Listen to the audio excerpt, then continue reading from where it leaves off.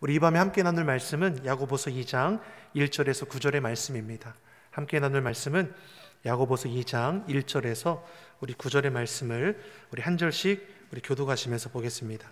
야고보서 2장 1절에서 9절까지의 말씀입니다. 2장 1절의 말씀을 제가 먼저 읽겠습니다. 내 형제들아, 영광의 주 곧 우리 주 예수 그리스도를 믿는 믿음을 너희가 받았으니 사람을 외모로 취하지 말라. 만일 너희 회당에 금가락지를 끼고 아름다운 옷을 입은 사람이 들어오고 또 더러운 옷을 입은 가난한 사람이 들어올 때에 너희가 아름다운 옷을 입은 자를 돌아보아 가로되 여기 좋은 자리에 앉으소서 하고 또 가난한 자에게 이르되 너는 거기 섰든지 내 발등상 아래 앉으라 하면 너희끼리 서로 구별하며 악한 생각으로 판단하는 자가 되는 것이 아니냐. 내 사랑하는 형제들아, 들을지어다. 하나님이 세상에 대하여는 가난한 자를 택하사 믿음에 부유하게 하시고 또 자기를 사랑하는 자들에게 약속하신 나라를 유업으로 받게 아니하였느냐. 너희는 도리어 가난한 자를 괄시하였도다. 부자는 너희를 압제하며 법정으로 끌고 가지 아니하느냐. 저희는 너희에게 대하여 일컫는 바 그 아름다운 이름을 회방하지 아니하느냐. 너희가 만일 경에 기록한 대로 내 이웃을 사랑하기를 내 몸과 같이 하라 하신 최고의 법을 지키면 잘하는 것이거니와. 함께 읽겠습니다. 만일 너희가 외모로 사람을 취하며 죄를 짓는 것이니 율법이 너를 범죄자로 정하리라. 아멘. 할렐루야. 우리 금요응답밤에 사모에 나오신 우리 성도님들을 환영하고 축복합니다. 우리 곁에 계신 분들과 이렇게 인사하겠습니다. 잘 오셨습니다. 반갑습니다. 잘 오셨습니다. 반갑습니다. 우리 한 번 더 이렇게 인사할까요? 기도로 승리합시다. 기도로 승리합시다. 아멘. 야고보는 우리의 믿음이 행함을 통해서 견고해지기를 권면합니다. 1장의 말씀을 보더라도 사도 야고보는 인내함을 강조했습니다. 시험을 당하거든 온전히 기쁘게 여기라. 시험을 참는 자가 복이 있다. 하나님의 뜻을 이루어가는 그 과정 가운데는 참고 견디는 인내함이 필요함을 우리에게 알게 합니다. 이 시대를 살아가는 우리에게도 마찬가지인 것 같아요. 조금만 더 참고 견디는 인내가 하나님의 뜻을 이루어가는 과정임을 우리가 고백할 수 있기를 간절히 소망합니다. 그리고 2장에서는 어떻습니까? 성숙한 성도로서 행해야 할 것을 이제 구체적으로 말씀하기 시작하죠. 1절의 말씀을 우리 다시 한번 같이 보겠습니다. 1절입니다. 내 형제들아, 영광의 주 곧 우리 주 예수 그리스도를 믿는 믿음을 너희가 받았으니 사람을 외모로 취하지 말라. 아멘. 성숙한 성도로서 지켜 행할 것을 말씀하는데 그 먼저 전제하는 것이 무엇입니까? 너희가 예수 그리스도를 믿는 믿음을 받았다라고 했습니다. 믿음은 내가 믿어서 생긴 것이 아니라 받았다라는 것이죠. 믿음은 내 의지로, 내 지식으로, 내 노력으로 내가 가진 것이냐? 그렇지 않다라는 겁니다. 영광의 주, 곧 우리 주 예수 그리스도를 믿는 믿음은 하나님께서 내게 허락하신 선물임을 알게 하는 것이죠. 이 믿음을 통해 예수님을 나의 주, 나의 하나님으로 우리가 영접할 수 있었던 것이고 이 믿음으로 의롭다함을 입은 성도가 된 것입니다. 이처럼 믿음은 무엇과도 바꿀 수 없는 값진 선물로 하나님께서 우리에게 주신 그 은혜에 거저 주신 은혜이죠. 그러니 어떻습니까? 그 받은 자는 어떻습니까? 서로가 서로를 대할 때 위아래가 없는 것이죠. 높고 낮음이 성도 간에는 있을 수 없는 것입니다. 1절 첫 마디가 무엇이었습니까? 내 형제들아. 너와 내가 형제다라는 것이죠. 우리가 주님 안에서 한 형제고 자매임을 믿으십니까? 우리 옆 사람에게 이렇게 고백하겠습니다. 우리는 주님 안에서 형제여 자매입니다. 우리는 주님 안에서 형제여 자매입니다. 아멘. 성숙한 성도로서 지켜야 할 것을 가르치기에 앞서서 우리에게 전제하고 있는 것이 무엇입니까? 예수님을 믿어 구원함을 받은 것은 내 공로가 아닌 전적인 하나님의 은혜이고 성도와 성도가의 관계는 높고 낮음이 없는 주님 안에서 동등된 지체라고 우리에게 말씀하는 것이죠. 이것을 전제로 하고 성숙한 성도로서 마땅히 행할 것이 무엇이냐? 1절 하반절의 말씀을 보니까 사람을 외모로 취하지 말라. 이것을 풀이해보면 무엇입니까? 사람을 차별하여 대하지 말라라는 것입니다. 믿는 자들, 하나님 믿어 구원받은 성수가 성도로서 우리가 행할 것이 무엇입니까? 사람을 차별하여 대하지 말라는 것이죠. 바른 인간관계가 우리 안에 있어야 되는 것을 가르쳐주고 있습니다. 바른 인간관계가 왜 중요합니까? 그 사람의 됨됨이가 이 관계 속에서 드러나기 때문입니다. 요한일서 4장 20절에서 우리에게 이렇게 말씀했습니다. 같이 한번 읽어보겠습니다. 같이 보겠습니다. 누구든지 하나님을 사랑하노라 하고 그 형제를 미워하면 이는 거짓말하는 자니 보는 바 그 형제를 사랑하지 아니하는 자가 보지 못하는 바 하나님을 사랑할 수 없느니라. 아멘. 눈에 보이는 형제도 사랑하지 못하면서 눈에 보이지 않는 하나님을 너희가 사랑한다 말할 수 있겠느냐. 참 우리에게 뼈를 때리는 이런 말씀이죠. 눈에 보이는 성도도 사랑하지 못하면서 눈에 보이지 않는 하나님을 사랑한다 우리가 고백할 수 있는 것인가? 즉 우리가 맺고 있는 인간관계를 통해서 우리와 하나님 사이의 관계를 진단해 볼 수 있다는 것입니다.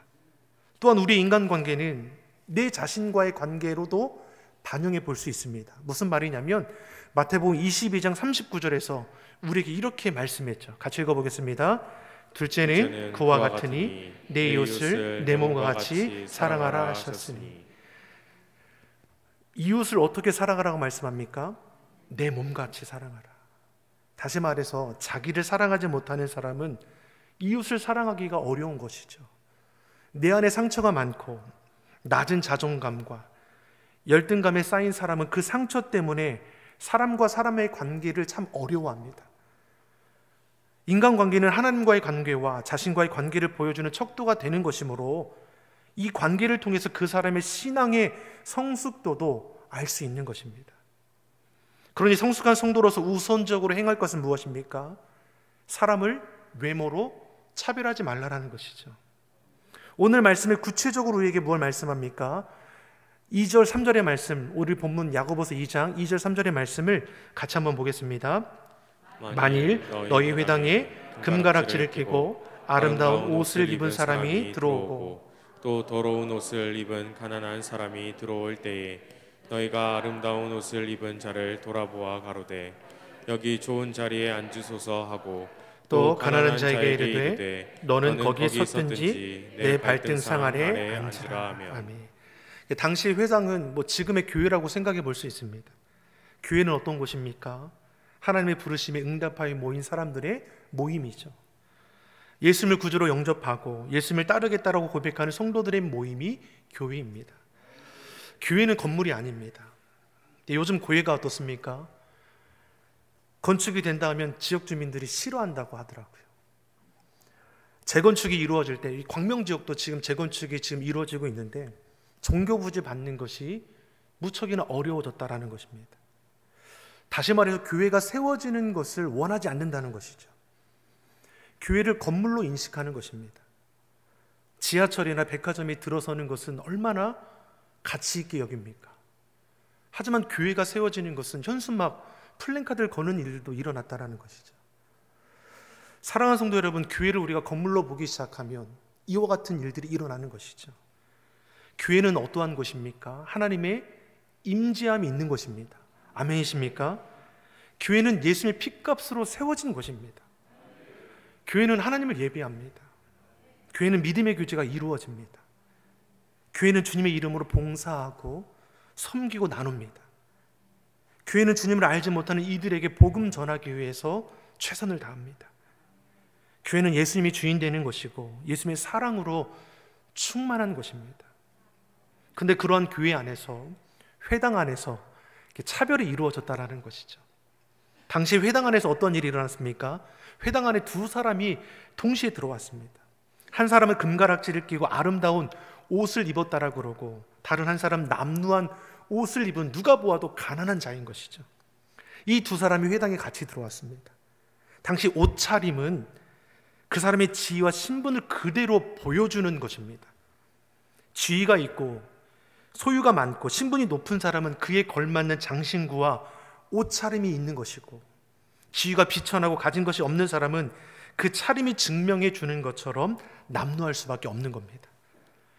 문제는 회당에 있던 자들이, 예비하게 모인 자들이 그 두 사람을 대하고 있는 모습이 달랐다라는 것이죠. 3절의 말씀을 우리 다시 한번 같이 한번 보겠습니다. 너희가 아름다운 옷을 입은 자를 돌아보아 가로되 여기 좋은 자리에 앉으소서 하고 또 가난한 자에게 이르되 너는 거기 섰든지 내 발등상 아래 앉으라고. 아름다운 옷을 입었다는 것은 사회적인 지위와 가진 부가 많다라는 것입니다. 이 사람을 대할 때는 관심을 가지고 호의를 보이며 좋은 자리로 안내합니다. 반면에 남루한 옷을 입은 가난한 사람에 대해서는 거기 섰든지 아니면 내 발등상 아래 앉으라며 차별하여 대하고 있는 것이죠.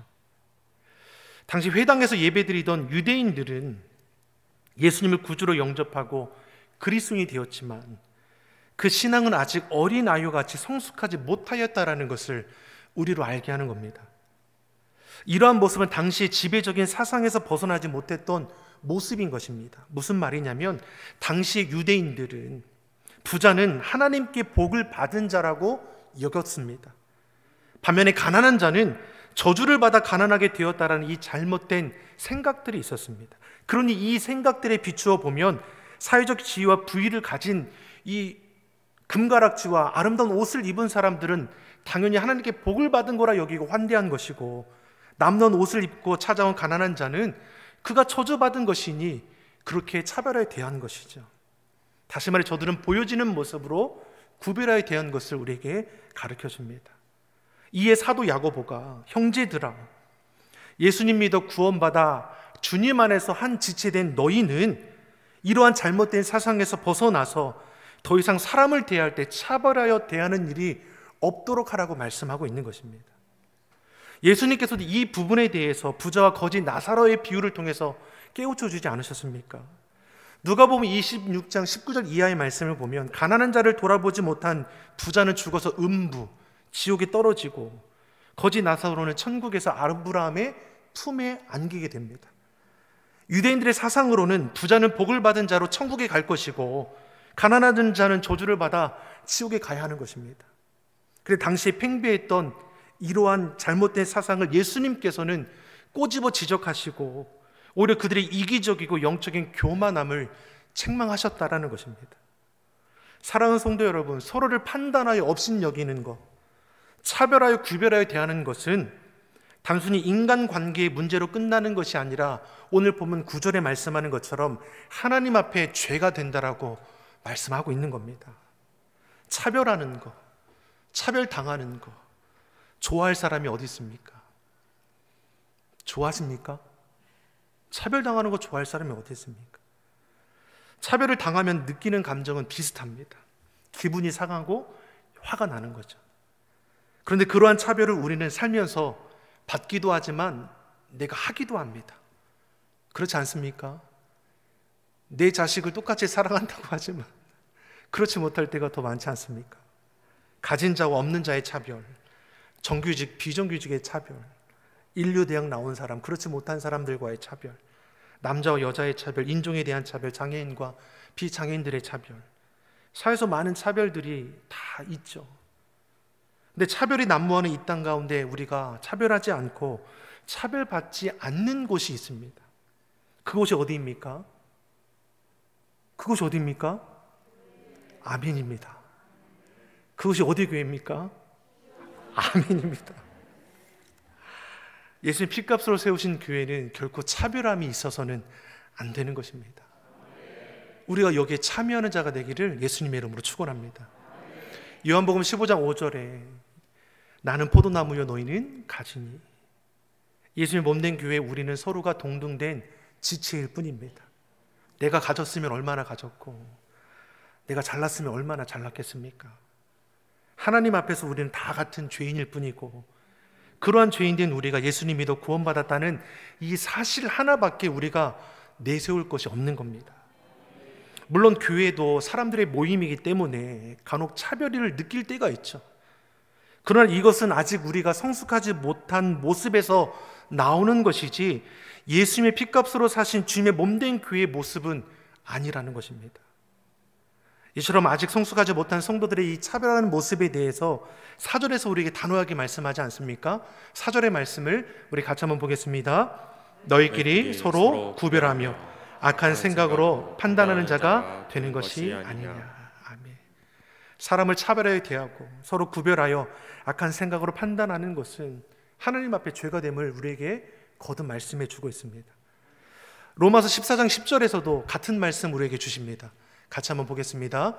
내가 어찌하여 내 형제를 판단하느냐, 어찌하여 내 형제를 업신 여기느냐. 우리가 다 하나님의 심판대 앞에 서리라. 아멘. 사람을 판단하고 업신 여기는 것, 믿는 자가 경계하고 조심해야 할 것입니다. 우리는 예수님 믿어 구원받은 하나님의 자녀입니다. 죽을 수밖에 없는 죄인된 우리가 예수님의 피값으로 구원받았습니다. 그런 우리는 구원하신 하나님의 사랑에 감사하여 우리 옆에 있는 성도들도 그와 같은 시선으로 바라보는 것이죠. 우리 좌우에 계신 분들 한번 보십시오. 하나님의 자녀로 보이십니까?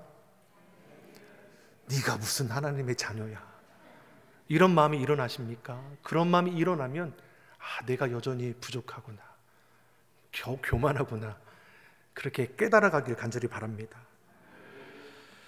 그 밖에 다른 것은 우리가 볼 필요가 없다는 것이죠. 너나 나나 하나님의 주님 안에 한 지체이고, 내가 구원받은 주의 자녀고, 너도 구원받은 주의 자녀로, 이거 하나로만 우리가 서로 연합하면 되는 것이죠. 이처럼 당시 유대인들이 가지고 있던 부자와 가난한 자에 대한 잘못된 생각들을 깨우쳐 주면서 더 이상 예수님 믿어 구원받은 자들이 사람을 외모로 차별하거나 악한 생각으로 판단해서는 안 될 것을 말씀하고 있는 것입니다. 그런 다음에 사도 야고보는 참된 부가 무엇이고 하나님께서 택한 자가 누구인지를 이제 가르쳐 주는 것이죠. 5절의 말씀을 한번 같이 보겠습니다. 5절의 말씀입니다. 네, 사랑하는 형제들아 들을지어다. 하나님이 세상에 대하여는 가난한 자를 택하사 믿음에 부유하게 하시고 또 자기를 사랑하는 자들에게 약속하신 나라를 유업으로 받게 아니하셨느냐. 아멘. 하나님께서 누구를 택하셨다고 말씀합니까? 하나님이 세상에 가난한 자를 택하사. 하나님의 선택이 어디 있습니까? 가난한 자에 있습니다. 마음이 가난할 때, 삶에 문제가 있고 연약할 때 우리는 하나님의 선택을 받고 실제로 그 선택을 이미 경험한 줄 믿습니다.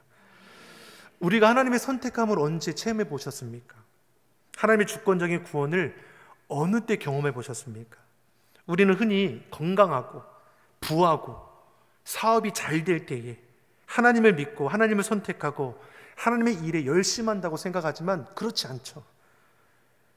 우리가 가난할 때, 연약하고 병들었을 때, 실패했을 때 그러한 우리를 하나님께서 강권적으로 붙들고 있음을 우리가 경험하지 않습니까? 그리고 그러한 우리에게 찾아오셔서 믿음을 부어주시죠. 사랑하는 성도 여러분, 우리의 믿음이 어느 때에 부유해졌습니까? 어느 때에 주님을 더욱더 뜨겁게 체험했고 하나님의 만져주심을 경험해 보셨습니까? 가난할 때 아닙니까?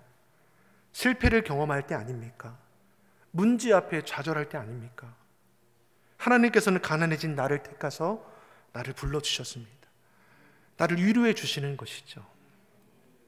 어떠한 한 젊은 부자가 무슨 선한 일을 해야 영생을 얻을 수 있습니까? 하고 예수님께 물었습니다.